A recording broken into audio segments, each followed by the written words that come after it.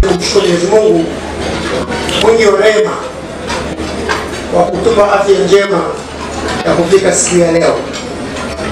Leo hii kwetu ni siku muhimu sana, ukizingatia huu ni mwezi wa Oktoba. Tunamshukuru Mwenyezi Mungu kwa sababu funga leo tumemaliza fungu la 17. Lakini nichukue fursa hii vile kuwashukuru sana na niwakaribishe. Najua tumeshakuturu, lakini nichukue fursa hii kuwakaribisha siku hii jioni pamoja, kufuturu pamoja. Na niwashukuru sana kwa upendo mkubwa ambao umeonyesha, lakini kwa kuweza kuungana pamoja kusali swala ya magharibi kwa pamoja, kwa kutuongezea tu sisi wa Tanzania wote, lakini na benki yetu ya CRDB. Ndugu Waislamu, huu ni mwezi wa Oktoba. Mwezi wa Oktoba ni mwezi mtukufu na ni nguzo kubwa ya Uislamu katika mwezi wa mtukufu wa Ramadhani.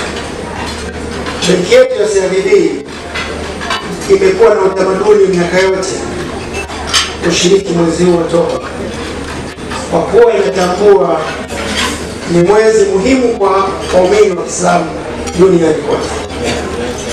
Lakini mwezi ambao kwetu ni fundisho unaotufundisha mema, unaotupa nguvu za kutafakari tunayofanya na tuliyofanya, lakini kwa kujenga ukaribu kama familia moja ya benki ya CRDB. Mwezi huu ni mwezi wa ukarimu, mwezi wa upendo, ambako familia zote duniani huwa zinakuwa karibu sana na mwingi zikiabudu Mwenyezi Mungu, lakini zikiomba dua zaidi ili kupata neema. Kwa jambo hili tunalofanya kwetu sisi ni sehemu ya kuomba Mwenyezi Mungu, lakini sehemu ya karibu na familia hii ambao ni wadau wetu wanaotufanya tuendelee kuwepo.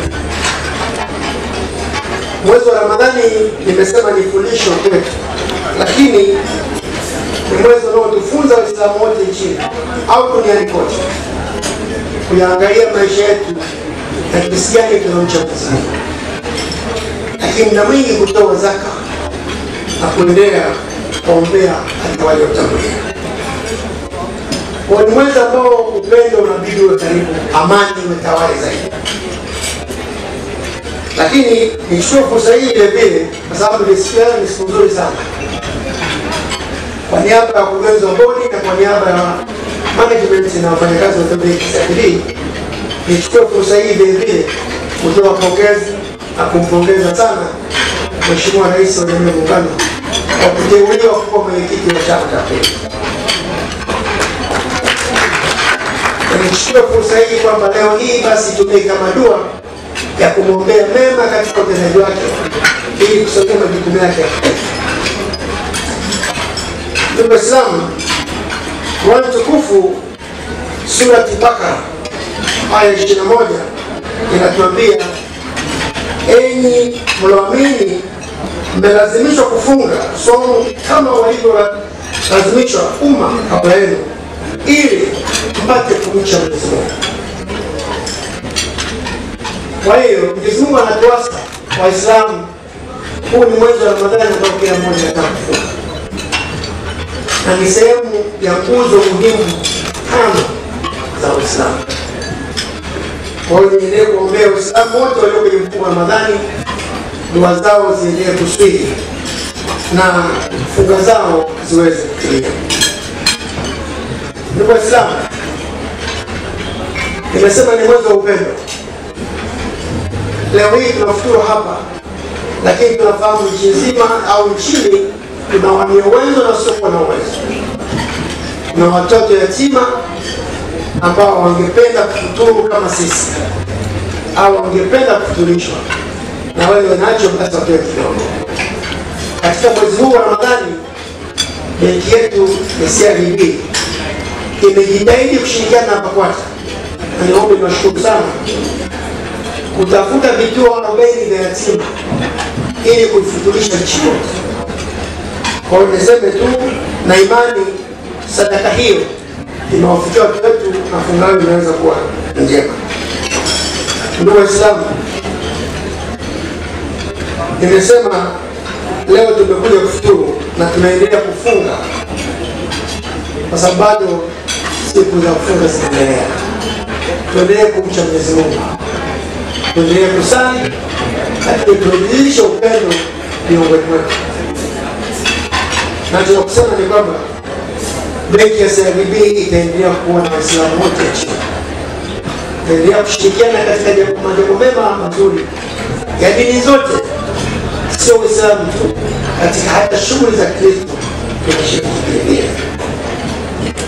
Niendelee kuwakaribisha, niseme karibuni sana na niwashukuru sana sana kwa ujio wenu, na jioni hii imekuwa nzuri.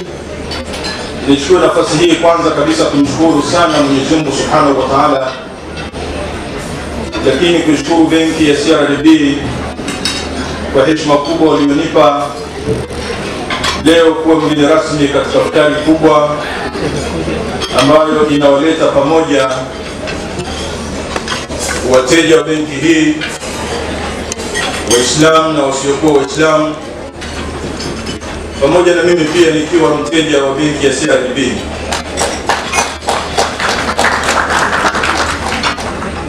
Pamoja na kuwa vile vyangu vidogo dogo, lakini bado nitaendelea kuwa mteja mzuri wa benki ya CRDB. Mmetukusanya katika jambo kubwa, jambo ambalo linawaleta Watanzania katika upendo, umoja na kujenga umoja wa kitaifa kwa ujumla wake. Kwa leo tumekutana hapa katika iftari hii, Waislamu na wasiokuwa Waislamu tunafutari pamoja, tunacheka na kufurahi. Ni utamaduni wa Tanzania ambao umekomaa katika mahusiano na katika kupendana. Ibada hii tukufu ya funga ni ibada kongwe sana. Ni ibada ambayo nikirejea aya ambayo mkurugenzi Majid alisoma hapa, ni aya ambayo inaonyesha kwamba funga ni ibada kongwe. Ni ibada kongwe ambayo hata waliokuwa kabla yetu nao walilazimishwa kufunga. Tunaposema waliokuwa kabla yetu, maana yake ni ahlul kitab, watu waliopewa kitabu. Na watu waliopewa kitabu maana yake ni Wakristo na Mayahudi, nao walilazimishwa pia kufunga huko nyuma. Lakini tunatofautiana juu ya namna ya ufungaji.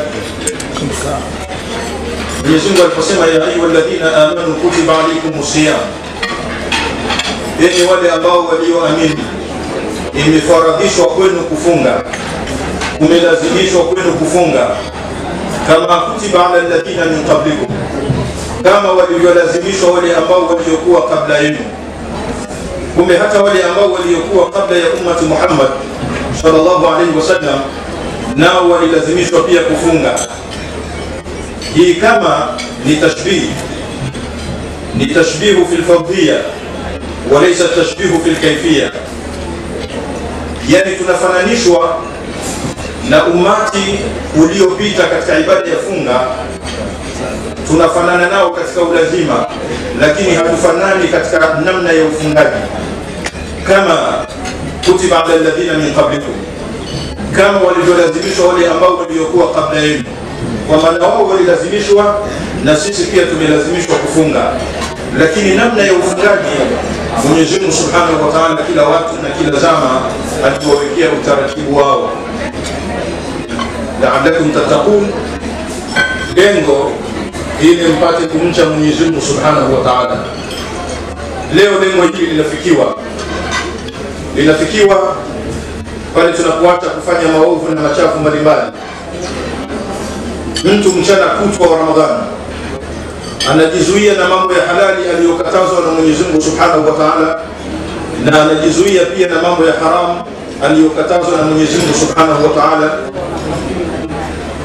Jambo hili linapelekea mtu kuwa na uchamungu pale ambapo pengine angekuwa si mchamungu, angeweza kuyafanya haya hata kwa kificho, akajifungia ndani, akala, akanywa, akatoka akasema leo somo kali, na akanuna kabisa, lakini hakuna ambaye anayefanya hivyo. Sasa kutofanya hivyo kunapelekea katika takwa, kunapelekea katika ucha Mungu. Ndipo pale utaona kwamba as-sawmu yuallimu al-amana, funga inafundisha uaminifu wa hali ya juu. Lau muumini huyo asingekuwa ni muaminifu, angeingia tu kwenye friji lake, aingia akafungua friza lake, akala ama akanywa akajificha, lakini hakuna muumini ambaye anayefanya hivyo. Hii inaonyesha kwamba huu ni ucha Mungu wa hali ya juu ambao tunajifunza katika ibada ya funga, lakini pia tunajifunza kusaidiana.